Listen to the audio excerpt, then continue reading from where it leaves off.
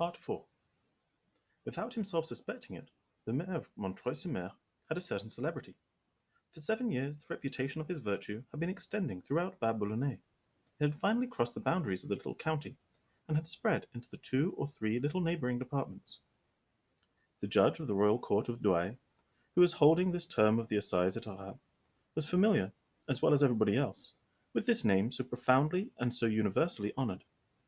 When the officer, quietly opening the door which led from the council chamber to the courtroom, bent behind the judge's chair and handed him the paper on which was written the line we have just read, adding, "This gentleman desires to witness the trial," the judge made a hasty movement of deference, seized a pen, wrote a few words at the bottom of the paper, and handed it back to the officer, saying to him, "Let him enter."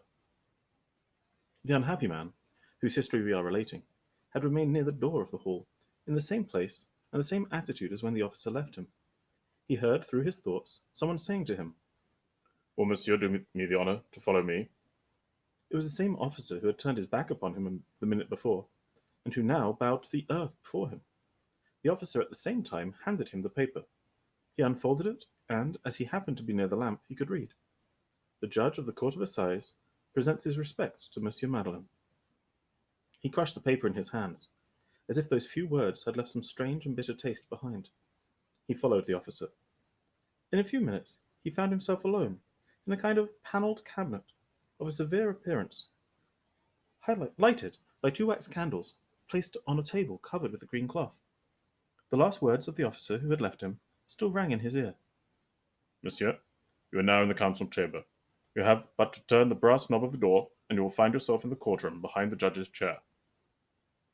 These words were associated in his thoughts with a vague remembrance of the narrow corridors and the dark stairways through which he had just passed.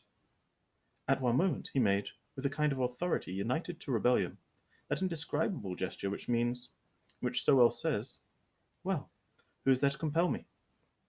Then he turned quickly, saw before him the door by which he had entered, went to it, opened it, and went out. He was no longer in that room. He was outside in a corridor, a long, narrow corridor, cut up with steps and side doors, making all sorts of angles, lighted here and there by lamps hung on a wall similar to nurse lamps for the sick. It was the corridor by which he had come.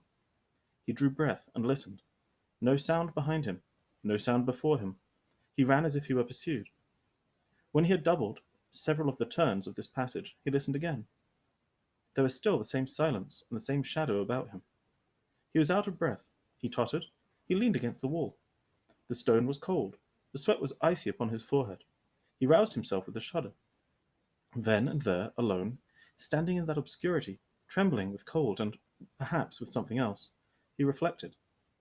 He had reflected all night. He had reflected all day. He now heard but one voice within him which said, "Alas!"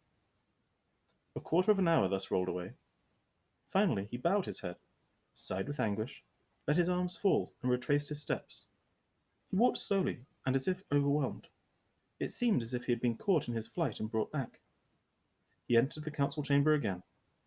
The first thing that he saw was the handle of the door.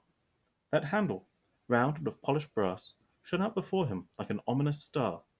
He looked at it as a lamb might look at the eye of a tiger. His eyes could not move from it.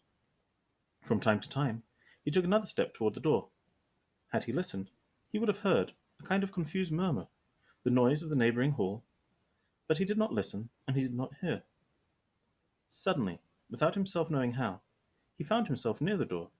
He seized the knob convulsively. The door opened. He was in the courtroom.